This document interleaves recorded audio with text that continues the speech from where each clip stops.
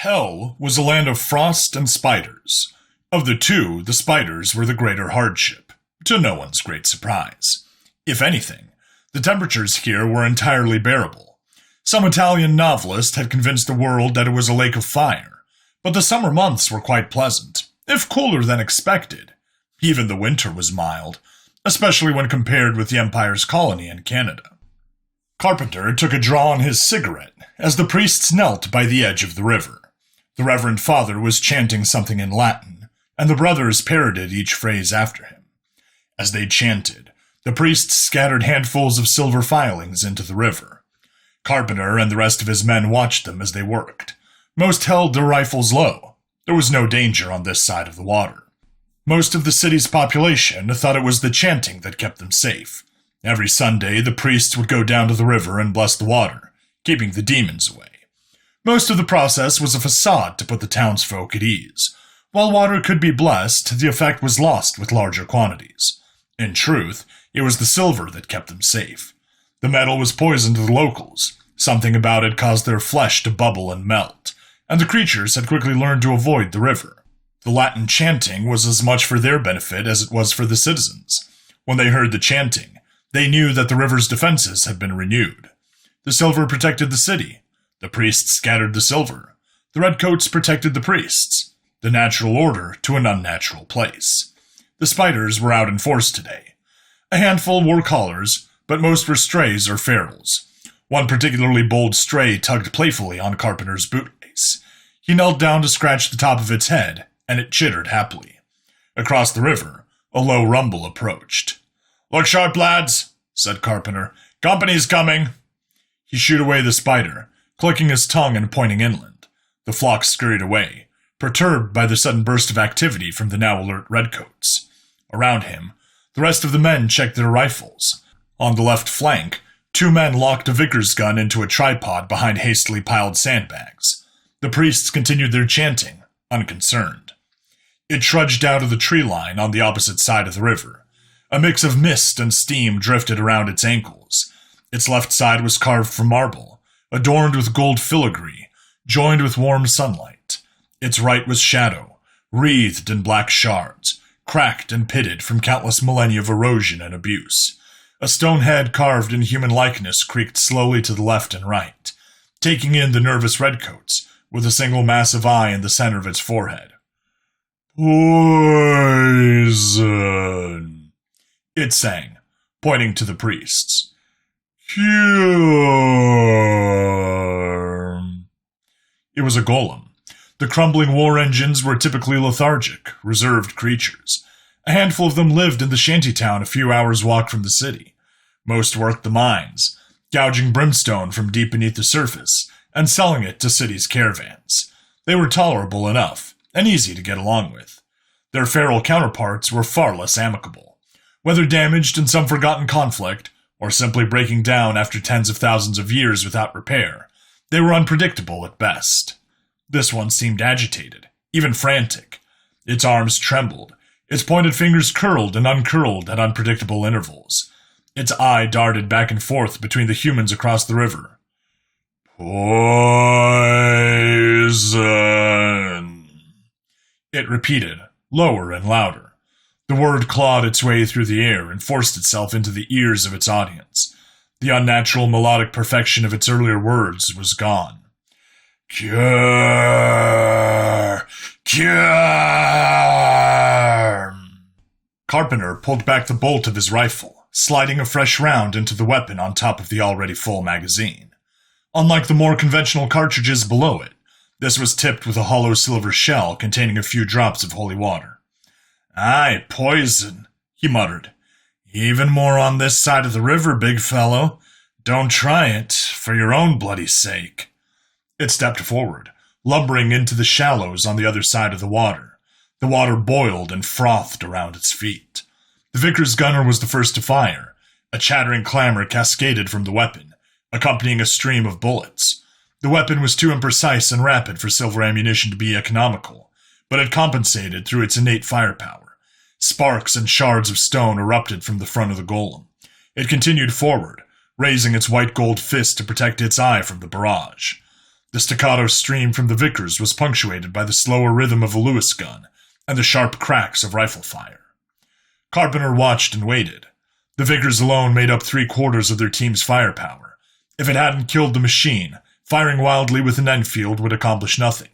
He set his rifle down and drew a short-barreled pistol, with a barrel that curved outward like a trumpet's mouth. Pointing it straight up into the air, he fired. A golden light erupted from the weapon's mouth, rising swiftly into the sky until it hung above them like an artificial star. "Hold!" he shouted. "Save your lead and silver! This is beyond us!" It took a moment for word to pass along the line, but after a few seconds the guns fell silent.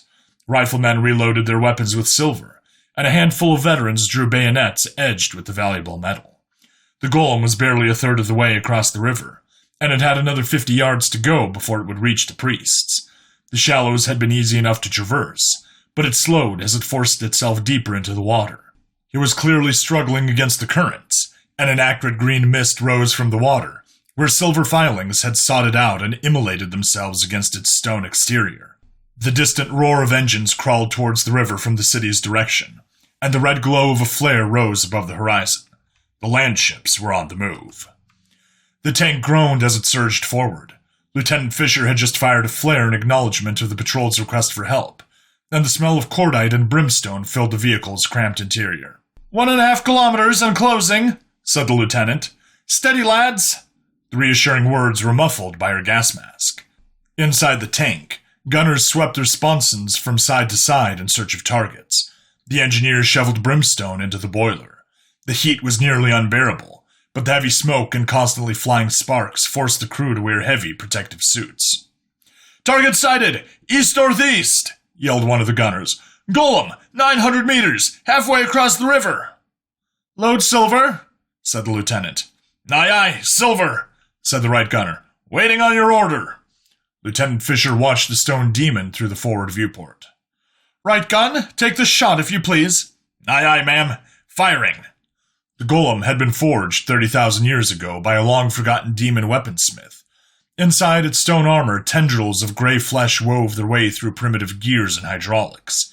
At the center, a chained fallen angel wept within an unbroken crystalline cage. The angel's energy powered the hulking war titan, and its mind had been stripped away to provide a framework for the machine's ponderous intelligence. The land ship's QF 6-pounder cannon was built by the Hotchkiss Company in the St. Denis suburb of Paris. It was a shortened version of their popular naval gun, and fired a silver-tipped 57mm shell. One was the product of the greatest fighting force to ever exist, built for conflict on an unimaginable scale. The other was a crumbling antique made of rock. The shell crossed the distance between the golem and the land ship in under a second. In a flurry of stone shards, whirling shadows, and blinding light, it burrowed through the machine's armor and detonated centimeters below the angel's cage. Silver fragments lacerated the flesh within. The golem screamed. "Left gun? Fire!" said Fisher. Carpenter lit another cigarette while he watched an angel die. With the golem's armor shredded by the tank's heavier shells, its inner workings were fully exposed. The tank added its own machine gun to the already impressive fire from the Vickers and the riflemen. As the outer shell and inner cage fell apart, the machine's power source finally became visible. A glowing golden sphere a meter across burst free from the transparent crystal latticework that had held it captive for nearly 30 millennia. 6 wings unfurled, holding it aloft above the water. Eyes began to open across its surface. First 1, then 2, followed by hundreds more. Even the wings were covered with them. Unconcerned by the display, the priests averted their eyes and continued to chant as they sprinkled the water with silver. Most of the redcoats had already dropped to the ground, carefully averting their eyes. The quickest were already fumbling for their goggles. A handful of unlucky souls had been too slow, and clawed at their ruined eyes as they collapsed in pain. Carpenter took a draw from his cigarette and walked over to the prone form of a Lewis gunner. He picked up the wounded man's weapon and aimed it at the glistening being that hovered above the water. "I'd send you to hell, but the Almighty seems to have beat me to it," he said, as he squeezed the trigger until the gun fell silent. 47 rounds ripped into the fallen angel, tearing gaps in its wings and punching thumb-sized holes in its central body.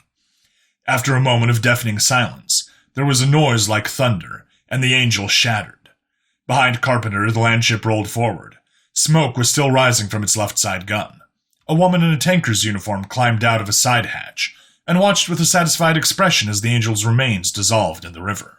"Not usually that big, are they?" she said. "Last time I fought a golem, the Angel was half the size, and dim enough to look at without goggles. What do you suppose this one was?"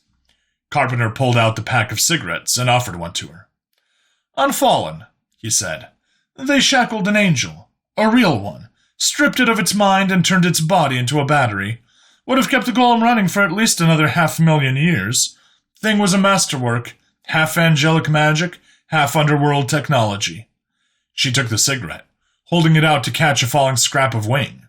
The molten feather dissolved around the end and ignited it. "All in a day's work, I suppose. King George commands, and we obey, after all." Carpenter nodded, then extended a hand. "Carpenter." "Fisher," she said, shaking it. "A pleasure, Lieutenant," he said. "Before we go, there's one more thing.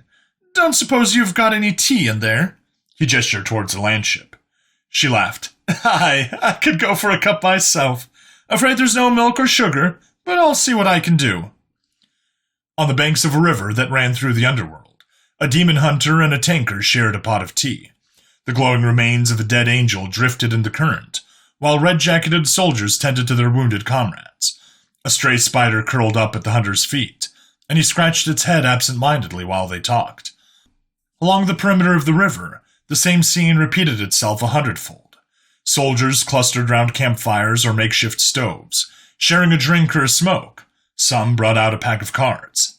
Hell could test their borders all it wanted, but hell be damned, this was England now.